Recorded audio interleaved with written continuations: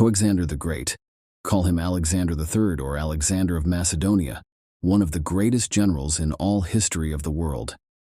Alexander the Great was born in 356 BCE in Pella, Macedonia, to King Philip II and Queen Olympias. Although legend had it, his father was none other than Zeus, the ruler of the Greek gods. When he was a young boy, Alexander was taught to read, write, and play the lyre. He developed a lifelong love of reading and music.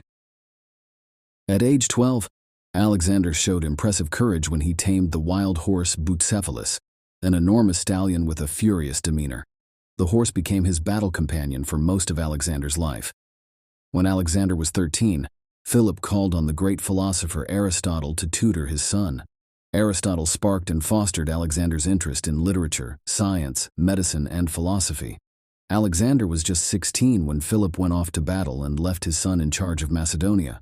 Alexander saw the opportunity to prove his military worth and led a cavalry against the sacred band of Thebes, a supposedly unbeatable select army made up entirely of male lovers, during the Battle of Chaeronea.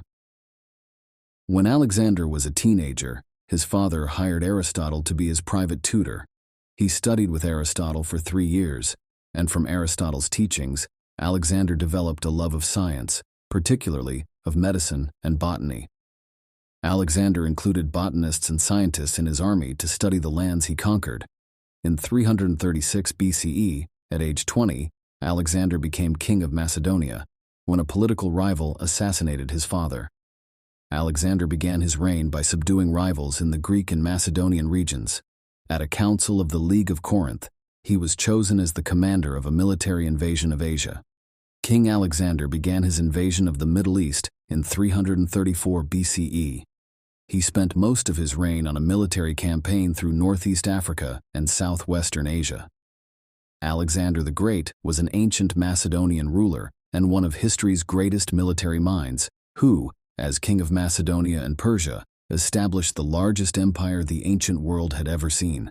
By turns charismatic and ruthless, brilliant and power-hungry, diplomatic and bloodthirsty, Alexander inspired such loyalty in his men, they'd follow him anywhere and, if necessary, die in the process. Though Alexander the Great died before realizing his dream of uniting a new realm, his influence on Greek and Asian culture was so profound that it inspired a new,